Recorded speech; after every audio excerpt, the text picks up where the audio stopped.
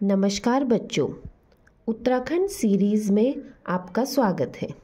जैसा कि आप सभी जानते हैं, हमारे चैनल पर हम फिलहाल चर्चा कर रहे हैं विगत वर्षों के प्रश्नों उत्तर, यानी कि विगत वर्षों से मेरे कहने का अर्थ है जो हमारी परीक्षाओं में प्रश्न बन रहे हैं, जो पूछे जा चुके हैं, उन विभिन्न परीक्षाओं के विभिन्न प्रश्न जो आपके लिए क्या है, आगे आने वाली परीक्षाओं के लिए भी महत्वपूर्ण है। मैंने आपको पहली क्लास में बोला था कि हम 30 क्लासेस आपके लिए लेकर आएंगे, जिसमें से हम 2 क्लासेस ऑलरेडी पढ़ चुके हैं। आज हमारी है तीसरी क्लास। तो हर क्लास में क्या रहेंगे, वही क्वेश्चंस आपके सामने होंगे जो परीक्षा में पूछे जा चुके हैं या काफ़ी बार रिपीट हो चुके हैं। तो अब हर क्वेश्चन पे मुझे हाईलाइट करने की ज़रूरत नहीं है कि कौन सा क्वेश्चन आपका इम्पोर्टेंट है, जो परीक्षा में पूछा जा चुका है, यानी कि वो भविष्य में भी क्या हो सकता है, रिपीट हो सकता है। अब कोशिश आपको क्या करनी है, स्क्रीन पर आपको क्वेश्चन दिख रहे हैं। कोशिश ये कीजिए कि आप प्रश्नों का उत्तर मुझसे पहले दीजिए, चाहे वो कॉपी में लिखिए, चाहे कमेंट करके अपना जवाब दें, और देखें कि आप 25 में से कितने प्रश्न उत्तर सही कर रहे हैं।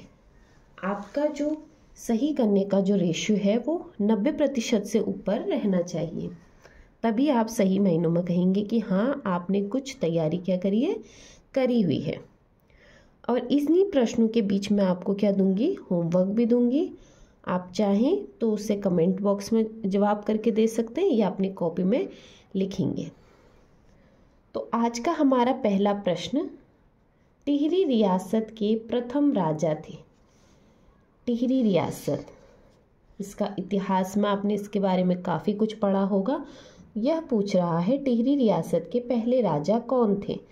तो टिहरी रियासत के पहले राजा थे हमारे मेदिनी शाह। मेदिनी शाह हमारे टिहरी रियासत के पहले राजा हो गए। ठीक है। अगला प्रश्न हमारा, अल्मोड़ा मुद्राएं किस साम्राज्य से संबंधित हैं। तो अल्मोड़ा से क्या है, काफ़ी मुद्राएं हमें देखने को मिली थी। अब प्रश्न ये पूछ रहा है वो मुद्राएं किस साम्राज्य से संबंधित थी। जो मुद्राएं हैं वो क्या हैं, किसी न किसी राजा से या किसी न किसी साम्राज्य से जुड़ी हुईंगी इतिहास में। तो पूछ रहा है अल्मोड़ा मुद्राएं जिस साम्राज्य से संबंधित है उसका नाम है कुड़िंद साम्राज्य।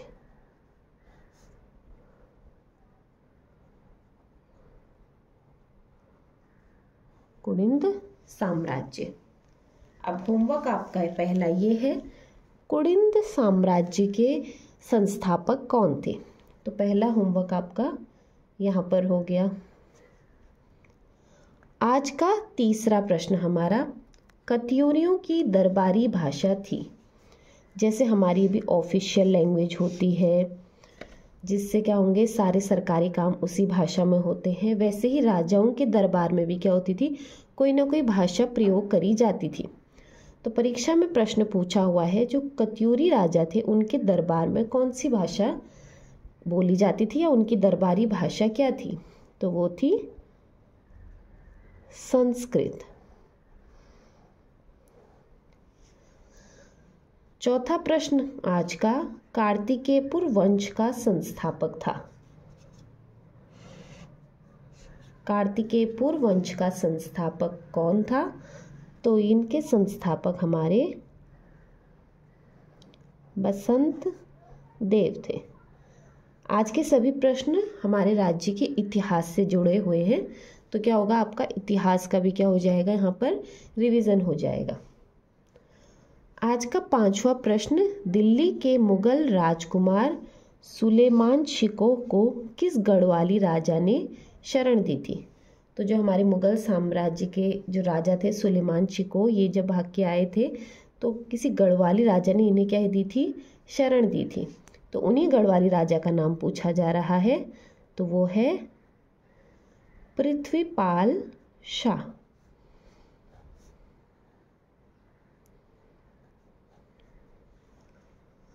आज का छठा प्रश्न, पांडुकेश्वर ताम्रपत्र किस भाषा में लिखे हुए हैं।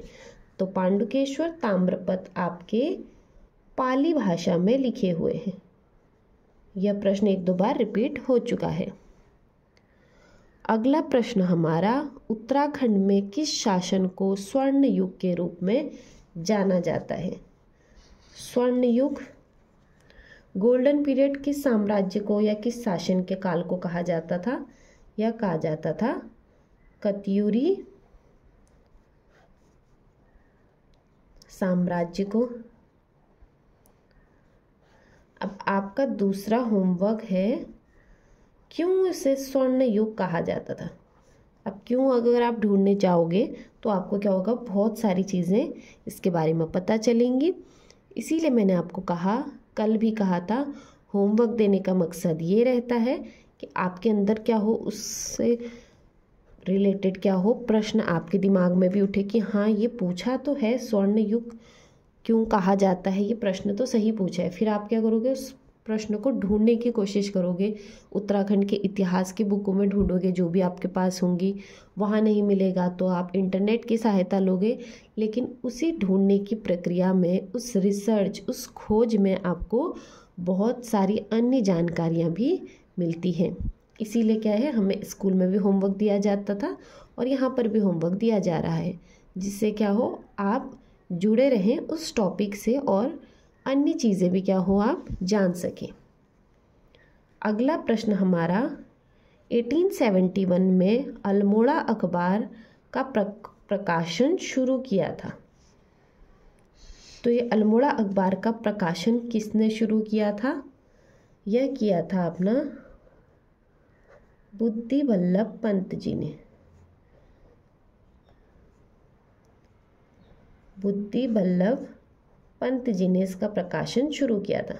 आप साथ साथ ये भी देखते जाएं कि आप कितने प्रश्न सही कर रहे हैं। अब अगला प्रश्न हमारा, कुमाऊं का अंतिम चंद राजा कौन था? कुमाऊं का अंतिम चंद राजा पूछ रहा है, तो वो है हमारा महेंद्र चंद। अब होमवर्क तीसरा हमारे यहीं से, जब अंतिम महेंद्र चंद थे तो पहले कौन थे? पहले कौन थे ये आप मुझे बताएंगे। पहले चंद राजा कौन थे? प्रश्न अंतिम राजा का पूछा है तो वो प्रथम राजा का भी पूछ सकता है। अगला है हमारा 10वां प्रश्न, कुमाऊं राष्ट्रीय मोर्चा की स्थापना की थी। तो कुमाऊं राष्ट्रीय मोर्चा की स्थापना किसने करी थी? यह करी थी पीसी जोशी ने। पीसी जोशी ने करी थी कुमाऊं राष्ट्रीय मोर्चा की स्थापना। आपका अगला होमवर्क, क्यों करी थी? मैंने आपको बोला है, क्योंकि जो ये डिटेल में आपको होमवर्क मिल रहा है क्यों क्यों, तो इतना बड़ा आप कमेंट तो कर नहीं सकते। आप अपनी कॉपी में लिखो, और अगर आपको नहीं मिल रहा है तो आप क्या करेंगे, मुझसे कमेंट करके पूछ सकते हैं कि कुमाऊं राष्ट्रीय मोर्चे की स्थापना क्यों की गई थी। तो पहला प्रयास आप स्वयं ढूंढें और इसका उत्तर देने का प्रयास करेंगे। आज का 11वां प्रश्न, कुमाऊं कमिश्नरी का मुख्यालय नैनीताल लाया गया था। कब लाया गया था नैनीताल? यह लाया गया था 1854 में। अब प्रश्न देखो ना, प्रश्न पूछ रहा है कुमाऊं कमिश्नरी का जो मुख्यालय है, हेडक्वार्टर है, वो नैनीताल लाया गया था। अब नैनीताल लाया गया था कहने का अर्थ है वो पहले कहीं और था, यानी कि कुमाऊं कमिश्नरी का मुख्यालय नैनीताल से पहले कहीं और था। तो आपका होमवर्क है, कहाँ था? अब कहीं ना कहीं से तो इसको नैनीताल लाया गया है, कुमाऊं कमिश्नरी के मुख्यालय को, तो इसका जो पहले मुख्यालय था वो कहाँ था, ये आप मुझे बताएंगे। आज का 12वां प्रश्न हमारा, सोमचंद के आगमन पर कुमाऊं पर किस कत्यूरी नरेश का शासन था? सोमचंद के आगमन पर कुमाऊं पर किस कत्यूरी नरेश का शासन था? यानी कि जब सोमचंद ने क्या किया था, कुमाऊं पर शासन किया था, उससे पहले कत्यूरी नरेशों का यहाँ पे क्या था, शासन था। तो किस कत्यूरी नरेश का शासन था पूछ रहा है, तो वो है ब्रह्मदेव।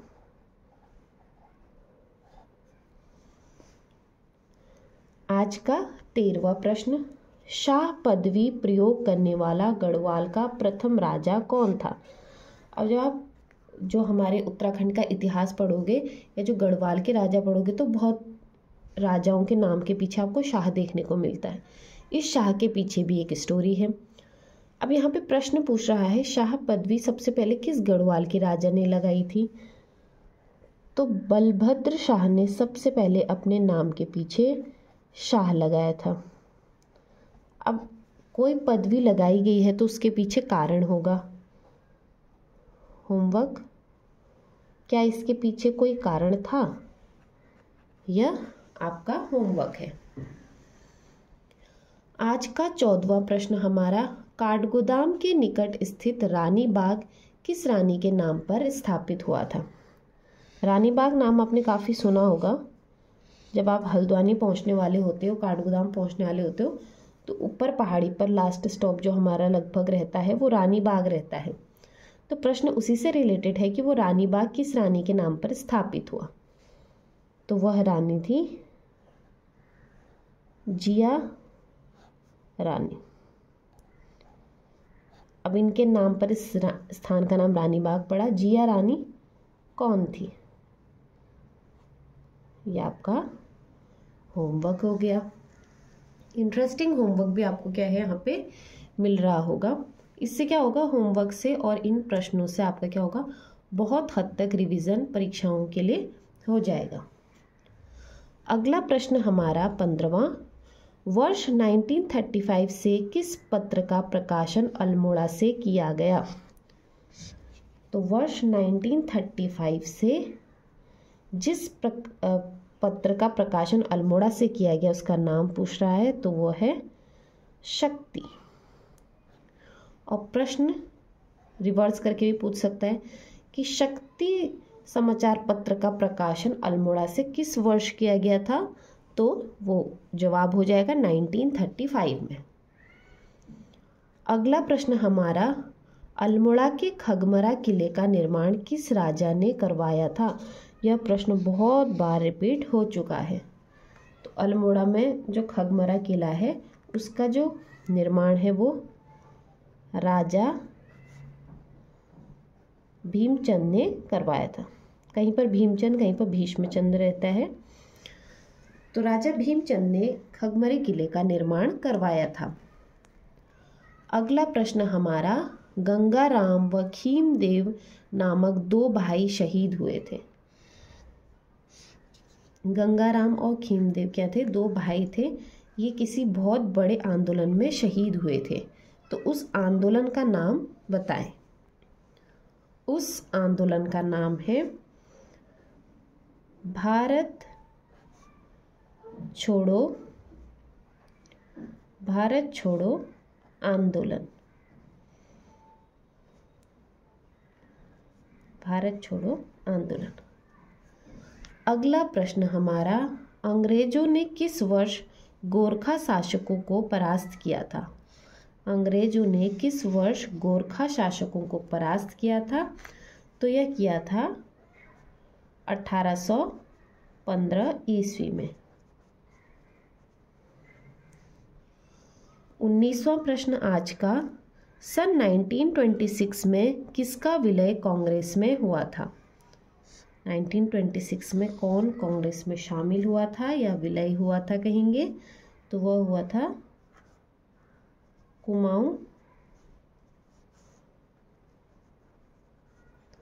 कुमाऊं परिषद का। उम्मीद करती हूँ आपके प्रश्न भी क्या होंगे, सही होते जा रहे होंगे। अगला प्रश्न हमारा, महाभारत में गढ़वाल का वर्णन किस रूप में हुआ है? महाभारत का हमारे उत्तराखंड से भी काफ़ी क्या है, इतिहास देखने को मिलता है। तो ये वही पूछ रहा है कि महाभारत में जो गढ़वाल था इसका वर्णन किसके रूप में किया गया था? तो वहाँ पर इससे कहा गया या इसका वर्णन मिलता है उत्तर कुरु के रूप में। महाभारत में गढ़वाल का वर्णन उत्तर कुरु के रूप में हुआ है। अब उत्तर कुरु का अर्थ क्या होता है ये आप मुझे बताएंगे, क्योंकि सब कुछ मैं ही बताऊंगी तो आप कहाँ पे मेहनत करोगे। अगला प्रश्न आज का, काशीपुर पहले किस नाम से जाना जाता था? काशीपुर एक प्रसिद्ध शहर है उधम सिंह नगर का। तो काशीपुर पहले किसी और नाम से जाना जाता था, वो नाम पूछ रहा है, वो है गोविशाण। काशीपुर पहले गोविशाण नाम से जाना जाता था। अगला प्रश्न हमारा, चंद काल में नगद के बदले में लिया गया अनाज कहलाता था। तो सबसे पहले तो आप ये बात याद रखो, जो राजाओं से रिलेटेड प्रश्न है इसमें क्या है, एक तो करों से रिलेटेड बहुत प्रश्न बनते हैं, दूसरा जो बाज़ार से रिलेटेड प्रश्न बनते हैं, तीसरा जो राजाओं ने कोई बुक लिखी है या कोई बाहर का विदेशी आया उनके शासनकाल में वो प्रश्न बन जाते हैं। फिर आपको क्रम याद रखना है कि पहले किसने शासन किया, फिर किसने किया, प्रथम अंतिम राजा याद रखना है, उस साम्राज्य का सबसे शक्तिशाली राजा कौन सा था, और फिर कोई एक राजा, तो हर जो साम्राज्य उसमें ऐसा होता है जो क्या होता है एकदम क्रांति लेके आया होता है। तो इस टाइप के प्रश्न क्या होते हैं परीक्षा में अक्सर बनते हैं, तो उन बातों का आपको ध्यान रखना है। यहाँ पर पूछा हुआ परीक्षा में प्रश्न, चंद काल में क्या होता था, नगद के बदले अनाज देते थे। पहले क्या होता था, आपने किसी को कोई सामान दे दिया, उसने बदले में आपको कुछ और सामान दे दिया, ऐसे करके भी क्या होती थी, खरीदारी हुआ करती थी जब किसी के पास नकद नहीं होता था। तो चंद काल में जब नगद दे के अनाज लेते थे तो उसको कुछ कहते थे, वही पूछा गया है। तो उसे कहा जाता था कूत। नगद के बदले लिया गया अनाज कूत कहलाता था चंद काल के समय में। आज का 23वां प्रश्न हमारा, किस स्थान को प्राचीन शास्त्रों में मायापुरी कहा गया है? यह पढ़ाया हुआ भी है आपको बहुत बार, जब जिला सीरीज पढ़ाया था उसमें जो उपनाम बताए थे उसमें से ये भी कहा था कि इस जिले के क्या हैं, बहुत सारे उपनाम हैं, उन्हीं में से एक मायापुरी है। तो प्राचीन शास्त्रों में मायापुरी हरिद्वार को कहा गया है, यानी कि हरिद्वार का एक पौराणिक नाम भी हो गया या प्राचीन नाम हो गया मायापुरी। आज का 24वां प्रश्न, उत्तराखंड के किस राजवंश का वर्णन ह्वेनसांग करता है? अब जो ह्वेनसांग थे चीनी यात्री थे जो भारत यात्रा पे आए थे, तो इन्होंने बुक लिखी। उस बुक में इन्होंने जो जो चीज़ें नोट करी वो सब लिखी।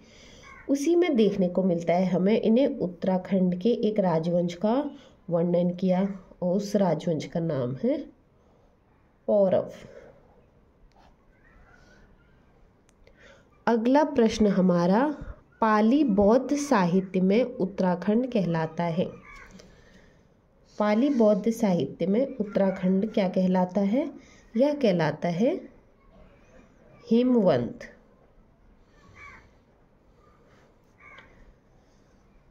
तो इसी के साथ हमारे आज के तीसरे क्लास के 25 महत्वपूर्ण प्रश्न यहीं पर समाप्त होते हैं।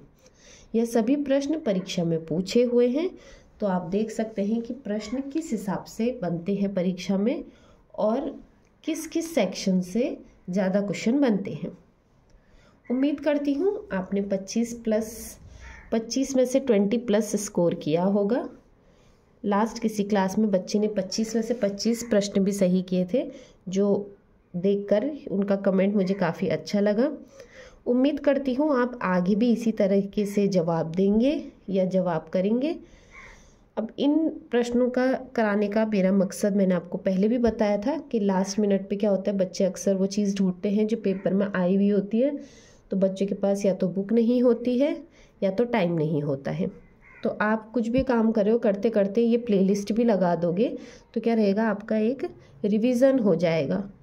इन प्रश्नों में कोई भी फालतू प्रश्न नहीं है, वही प्रश्न है जो परीक्षा में पूछे हुए हैं, यानी कि सभी इम्पोर्टेंट क्वेश्चन हैं।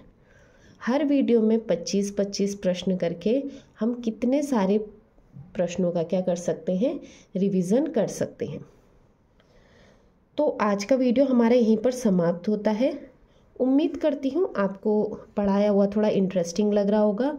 प्लीज़ मेरे कहने से आप होमवर्क ज़रूर कीजिए, क्योंकि अगर आप होमवर्क करेंगे तो आप ही का क्या होगा, सामान्य ज्ञान बढ़ेगा, आपको बहुत और चीज़ों का पता चलेगा।